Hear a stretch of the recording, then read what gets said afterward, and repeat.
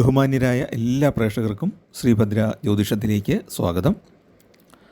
കൊല്ലവർഷം 1200 ഓരോ നക്ഷത്രക്കാർക്കും ഉണ്ടാകുന്ന അനുഭവങ്ങളെക്കുറിച്ചാണ് നമ്മൾ ചർച്ച ചെയ്തുകൊണ്ടിരിക്കുന്നത്. പുതിയ മലയാള വർഷം ആരംഭിച്ചു കഴിഞ്ഞിരിക്കുകയാണ്. അപ്പോൾ ഈ വർഷം ഈ മലയാള വർഷത്തിൽ ഉണ്ടാകാനിടയുള്ള സ്വാഭാവികമായ അനുഭവങ്ങളെപ്പറ്റിയാണ് നമ്മൾ ഈ ചാനലിലൂടെ ചർച്ച ചെയ്യുന്നത്. ഇന്ന് നമുക്ക് തൃക്കേട്ട നക്ഷത്രക്കാരുടെ ഫലമാണ് നോക്കാനുള്ളത്.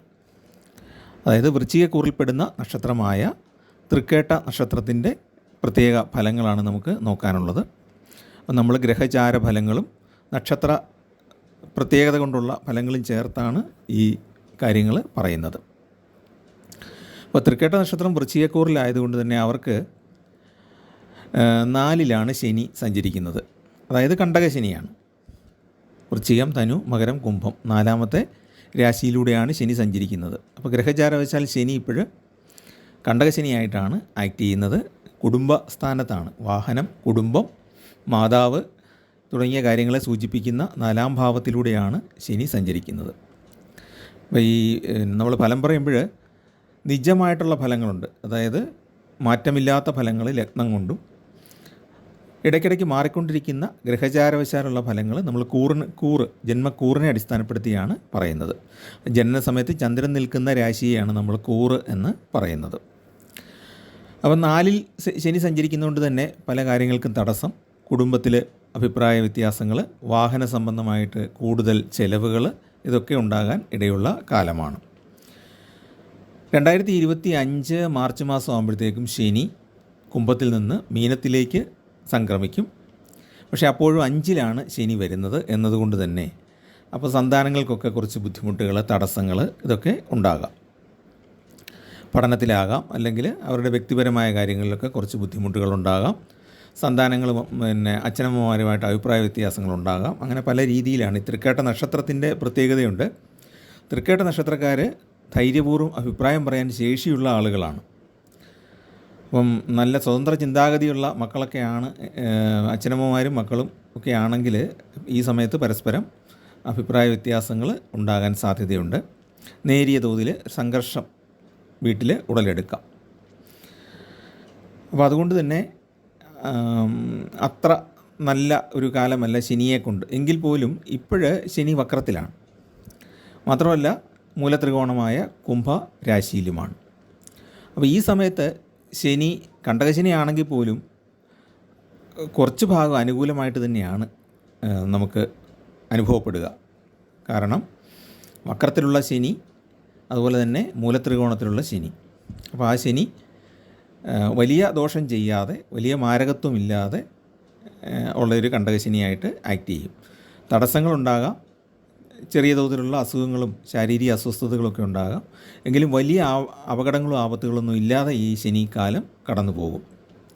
ഇനി വ്യാഴത്തെ നോക്കുകയാണെങ്കിൽ വ്യാഴം നിൽക്കുകയല്ല, വ്യാഴം ഇപ്പോൾ സഞ്ചരിച്ചുകൊണ്ടിരിക്കുന്നത് ഇടവൻ രാശിയിലൂടെയാണ്.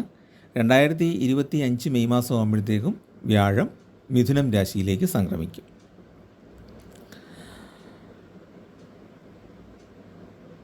അപ്പോൾ ഇപ്പം വർഷത്തിൻ്റെ ആദ്യ 7ൽ വ്യാഴം സഞ്ചരിക്കുന്നതുകൊണ്ട് തന്നെ ധനപരമായിട്ട് നല്ല ഗുണം ലഭിക്കുന്ന കാലമാണ്. അപ്പോൾ ശനി ദോഷകരമല്ലാത്തതുകൊണ്ടും വ്യാഴം ഗുണകരമായിട്ട് സഞ്ചരിക്കുന്നത് കൊണ്ടും ധനഭാവത്തിന് നല്ല പുഷ്ടി അനുഭവപ്പെടാൻ സാധ്യതയുണ്ട്. അവസരങ്ങൾ ധാരാളം എത്തിച്ചേരാൻ സാധ്യതയുണ്ട്.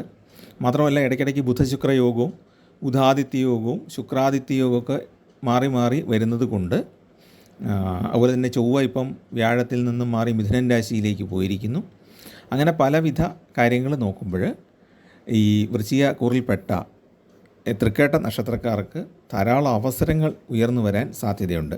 അപ്പം നമ്മളത് ശ്രദ്ധിച്ച് കൈകാര്യം ചെയ്യുകയാണെങ്കിൽ, നമുക്ക് വേണ്ട രീതിയിൽ ഉപകാരപ്പെടുത്തുകയാണെങ്കിൽ ജോലി ലഭിക്കാനും അല്ലെങ്കിൽ പുതിയ ജീവിതമാർഗ്ഗങ്ങൾ തുറന്നു കിട്ടാനും വ്യാപാരത്തിൽ ഉന്നതി കൈവരിക്കാനുമൊക്കെ സാധിക്കുന്ന ഒരു കാലമാണ്.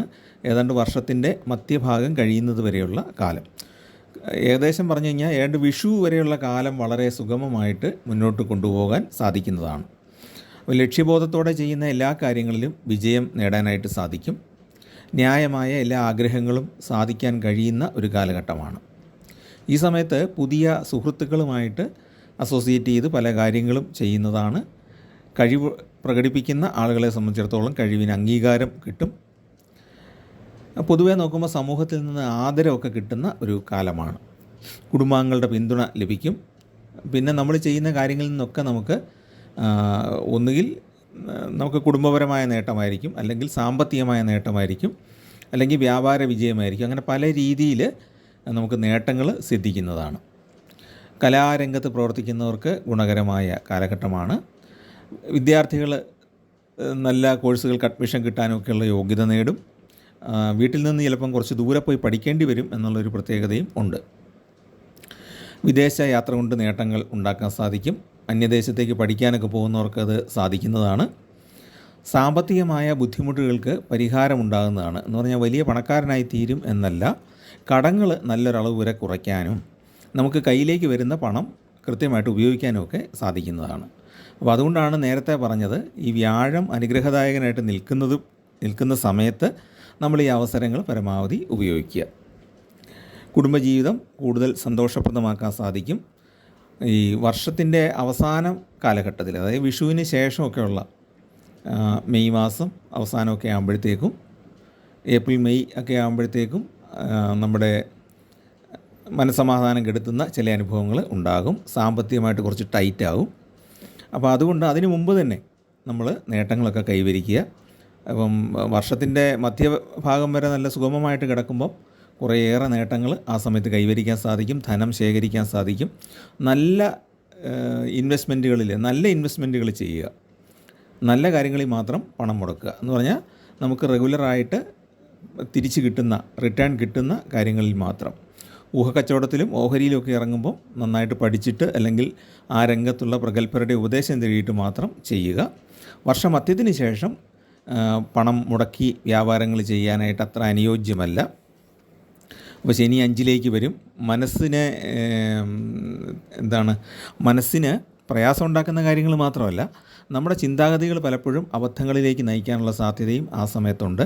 അതുകൊണ്ട് ഈ വിഷുവിനൊക്കെ ശേഷം വരുന്ന സമയത്ത് പെട്ടെന്ന് ചാടിക്കറിയൊന്നും തീരുമാനം എടുക്കരുത്. നല്ലപോലെ ആലോചിച്ചും ആ രംഗത്ത് പ്രവർത്തിക്കുന്നവരുടെ ഉപദേശമൊക്കെ തേടി മാത്രമേ പുതിയ വ്യാപാരങ്ങളിലേക്കൊക്കെ കടക്കാൻ പാടുള്ളൂ. പിന്നെ രാഹുകേതുക്കളുടെ ട്രാൻസിറ്റ് പ്രധാനമാണ്. മെയ് മാസത്തിൽ 2025 മെയ് ആകുമ്പോഴത്തേക്കും രാഹു മീനം രാശിയിൽ നിന്ന് കുംഭത്തിലേക്ക് പുറകോട്ട് സഞ്ചരിക്കും. അതേസമയത്ത് തന്നെ കേതു കന്നി രാശിയിൽ നിന്ന് ചിങ്ങൻ രാശിയിലേക്കും പ്രവേശിക്കും.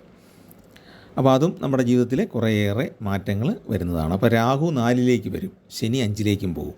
അതുകൊണ്ടാണ് ഈ വർഷത്തിൻ്റെ അവസാനം അത്ര ഗുണകരമാവുകയില്ല എന്ന് പറയാൻ കാരണം. അതുപോലെ തന്നെ തൃക്കേട്ട നക്ഷത്രത്തിൻ്റെ പ്രത്യേകതയും.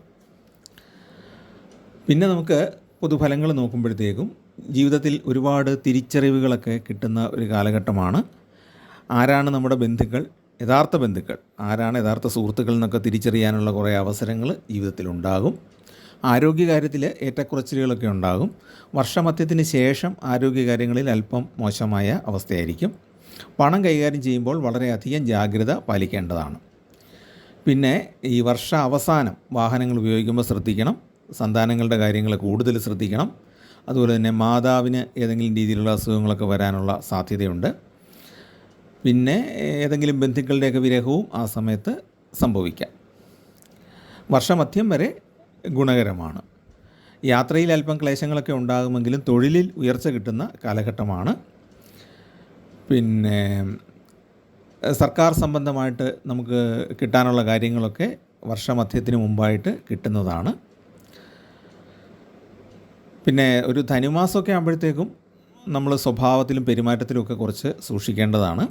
പല ആരോപണങ്ങളോ അപവാദങ്ങളോ ഒക്കെ കേൾക്കാനായിട്ട് ഇടവരും. അതുപോലെ തന്നെ ചിലർക്ക് ധനനഷ്ടവും ഉണ്ടാകാം. അതിനുശേഷം കുറച്ച് നാളത്തേക്ക് ഗുണകരമായ കാലഘട്ടമാണ്. പിന്നെ അയൽക്കാരുമായിട്ടുള്ള അഭിപ്രായ വ്യത്യാസങ്ങൾ വർഷമധ്യത്തിന് ശേഷം ഉണ്ടാകാം. ഈ വിഷു കഴിഞ്ഞിട്ടുള്ള കാലത്ത് ഉണ്ടാകുന്നൊരു പ്രത്യേകത അനാവശ്യമായ ഉത്കണ്ഠകളും വ്യാകുലതകളുമൊക്കെയാണ്. അത് ആരോഗ്യത്തെയും ബാധിക്കാൻ സാധ്യതയുണ്ട്. അപ്പോൾ അതുകൊണ്ട് എൻ്റെ ഒരു ഭാഗത്തുനിന്ന് പറയാനുള്ളത് എന്താണെന്ന് വെച്ചാൽ, നമ്മൾ നല്ല പ്രാർത്ഥനയോടെ നമ്മൾ നിത്യവും ഉപാസിക്കുന്ന ആ ദൈവത്തെ നന്നായിട്ട് പ്രാർത്ഥിച്ചുകൊണ്ട് മുന്നോട്ട് പോവുക. ആശങ്കാകുലനാകേണ്ട ആവശ്യമില്ല. അതുപോലെ സ്ത്രീകളും വീട്ടമ്മമാരൊക്കെ പ്രത്യേകിച്ച് പ്രത്യേകിച്ച് ആശങ്കപ്പെടേണ്ട കാര്യമില്ല. കാരണം ഒരു നമ്മുടെ പ്രപഞ്ചം എന്ന് പറയുന്ന ഒരു കൃത്യമായ പ്ലാനിലാണ് മുന്നോട്ട് പോകുന്നത്. ഇത് ഞാൻ പറയുന്നതല്ല, നമ്മുടെ പ്രശസ്തരായ ശാസ്ത്രജ്ഞന്മാർ, ഐൻസ്റ്റീൻ ഉൾപ്പെടെയുള്ള ശാസ്ത്രജ്ഞന്മാർ പറഞ്ഞിട്ടുള്ള കാര്യമാണ്. അപ്പോൾ പ്രപഞ്ചത്തിന് കൃത്യമായൊരു താളമുണ്ട്. നമ്മളും അതിൻ്റെ ഒരു പാർട്ട് എന്നുള്ള രീതിയിൽ നമ്മൾ വലിയ ആശങ്കയുടെ ആവശ്യമൊന്നുമില്ല. പക്ഷേ നമ്മൾ ചെയ്യാനുള്ള ക്രിയകൾ ചെയ്ത് വേണം മുന്നോട്ട് പോകാൻ. എല്ലാ വസ്തുക്കൾക്കും ഒരു കർമ്മമുണ്ട് എന്ന് നമ്മൾ ആചാര്യന്മാർ പറഞ്ഞിട്ടുണ്ടല്ലോ. അതുകൊണ്ട് നമ്മൾ നമ്മുടെ കർമ്മം ചെയ്ത് മുന്നോട്ട് പോവുക. നമുക്ക് കിട്ടാനുള്ള കാര്യങ്ങൾ കൃത്യസമയത്ത് തന്നെ ലഭിക്കുന്നതാണ്. നമ്മൾ ഈ അവസരങ്ങൾ കളഞ്ഞു കുളിക്കരുതെന്ന് മാത്രമേ ഉള്ളൂ. നമ്മൾ ഭാഗ്യക്കുറവ് കൊണ്ടൊന്നും അല്ല പലപ്പോഴും കാര്യങ്ങൾ നഷ്ടപ്പെട്ടു പോകുന്നത്. നമ്മൾ ആ അവസരങ്ങൾ കാണാതെ പോവുകയാണ്. അതുകൊണ്ടാണ് മറ്റു പലരും ആ അവസരങ്ങൾ തട്ടിക്കൊണ്ടു പോകുന്നത്. ഒരു ഇൻ്റർവ്യൂ വിളിക്കുമ്പോഴോ ഒരു ജോലിക്ക് അപേക്ഷ ക്ഷണിക്കുമ്പോഴൊക്കെ നമ്മളത് അശ്രദ്ധ കൊണ്ട് കാണാതെ പോവുകയാണെങ്കിൽ നമുക്ക് കിട്ടേണ്ട ചാൻസ് മറ്റൊരാൾ കൊണ്ടുപോകുന്നത് നമുക്ക് കാണേണ്ടി വരും. അപ്പോൾ അങ്ങനെയുള്ള കുറച്ച് ബുദ്ധിമുട്ടാണ് ഈ വർഷ അവസാനം അല്ലെങ്കിൽ വർഷമധ്യത്തിന് ശേഷം നേരിടേണ്ടി വരാനുള്ള സാധ്യത. പിന്നെ ഈ വർഷം സന്താനഭാഗ്യം ഉണ്ടാകാനായിട്ട് സാധ്യതയുണ്ട്. ദീർഘകാലമായിട്ട് സന്താനങ്ങൾക്ക് വേണ്ടി കാത്തിരിക്കുന്നവർക്ക് കുട്ടികളെ ലഭിക്കാനുള്ള സാധ്യതയുണ്ട്. ഈ വർഷ അവസാനങ്ങളിൽ സുഹൃത്തുക്കളുമായിട്ടുള്ള വാക്തർക്കങ്ങൾ ഉണ്ടാകാം. പിന്നെന്താണെന്ന് വെച്ചാൽ ചെറിയ ചെറിയ ചതികളൊക്കെ പറ്റാനുള്ള സാധ്യതയുണ്ട് വർഷത്തിൻ്റെ അവസാനം. നമ്മൾ വിശ്വസിച്ച് എടുത്തു ചാടുന്ന ചില കാര്യങ്ങളിൽ നമ്മുടെ കൂടെ നിൽക്കാമെന്ന് പറഞ്ഞ ആൾക്കാർ സമയത്ത് കാല് മാറിക്കളയും എന്നുള്ളൊരനുഭവം ഉണ്ടായേക്കാം. അപ്പോൾ ഇതിനകത്ത് വ്യാഴത്തിൻ്റെ ജാതകത്തിലെ സ്ഥാനം, ജനന സമയത്തുള്ള വ്യാഴത്തിൻ്റെയും ശനിയുടെയും സ്ഥാനമൊക്കെ വളരെ പ്രധാനമാണ് ദൈവാധീനം എങ്ങനെ നിൽക്കും എന്നുള്ളതിൽ. അപ്പം ഗ്രഹനില കൊണ്ടുള്ള ഒരു കാര്യം മാത്രമാണ് പറയുന്നത്. ഇങ്ങനെയുള്ള ചെറിയ ചതികളൊക്കെ പറ്റാനുള്ള സാധ്യതയുണ്ട്. വൻതോതിലുള്ള നഷ്ടമല്ലെങ്കിലും ചെറിയ തോതിലുള്ള നഷ്ടവും ധനവ്യയവും ബുദ്ധിമുട്ടുമൊക്കെ ഉണ്ടാകാനുള്ള സാധ്യതയുണ്ട്. അതുകൊണ്ട് തന്നെ ഈ അന്യസ്ത്രീ ബന്ധങ്ങൾ, അന്യ പുരുഷന്മാരുമായിട്ടുള്ള വഴിവിട്ട ബന്ധം ഇതൊന്നും പാടില്ല. എന്ന് പറഞ്ഞാൽ വഴിവിട്ട സൗഹൃദങ്ങൾ, കൂടുതലായിട്ടുള്ള സൗഹൃദങ്ങൾ കഴിയുന്നത് ഒഴിവാക്കുന്നതാണ് ഈ വർഷാവസാനം നല്ലത്. അല്ലെങ്കിൽ അതുമൂലം കുറേയേറെ പീഡനങ്ങൾ അനുഭവിക്കേണ്ടി വന്നേക്കാം, ബുദ്ധിമുട്ടുകൾ. ഇനി ശാരീരികമായിട്ടല്ലെങ്കിൽ മാനസികമായിട്ടെങ്കിലും ബുദ്ധിമുട്ടുണ്ടാകാനുള്ള സാധ്യതയുണ്ട്. ശനി മാറ്റ സമയത്തും വ്യാഴമാറ്റ സമയത്തും ഒരല്പം ശ്രദ്ധിക്കുക. ഈശ്വര പ്രാർത്ഥനയോടെ മുന്നോട്ട് പോവുക. പിന്നെ നമുക്ക് പരിഹാര കർമ്മങ്ങളിലേക്ക് നോക്കാം. നമ്മൾ ശനി ഭഗവാന് നമുക്ക് അനുഗ്രഹദായകമായിട്ട് വരാനായിട്ട് ശാസ്താവിന് വഴിപാട് ചെയ്യണം. അതുപോലെ തന്നെ തടസ്സങ്ങൾ ഒഴിവാക്കാൻ വേണ്ടിയിട്ട് ഹനുമാൻ സ്വാമിക്കും ഗണപതിക്കും വഴിപാട് ചെയ്യേണ്ടതാണ്. ജോലിക്കും ഇൻ്റർവ്യൂവിനും പോകുന്നവർ ഗണപതി ഭഗവാന് ഒരു കറുകമാലയിൽ സമർപ്പിച്ച് നെയ്വിളക്ക് തെളിയിച്ച് മുന്നോട്ട് പോവുക. കാര്യസാധ്യത്തിന് വേണ്ടിയിട്ട് ശ്രമിക്കുന്നവർ മുക്കുറ്റി പുഷ്പാഞ്ജലി പോലുള്ള കാര്യങ്ങൾ നടത്തുക. അപ്പോൾ ഗണപതി ഭഗവാനെ തീർച്ചയായിട്ടും പ്രാർത്ഥിക്കേണ്ടതാണ്. പ്രത്യേകിച്ചും കേതുവിൻ്റെ മാറ്റവും ഉണ്ടാകുന്ന ഒരു വർഷമാണല്ലോ. ഗണപതി ഭഗവാനെ പ്രാർത്ഥിക്കുക. ഈ പറഞ്ഞ പോലുള്ള വഴിപാടുകൾ കൃത്യമായിട്ട് ചെയ്യുക. സർപ്പദൈവങ്ങൾക്ക് വഴിപാട് ചെയ്യുക. ശാസ്താവിന് ചെയ്യേണ്ട കാര്യം പറഞ്ഞു.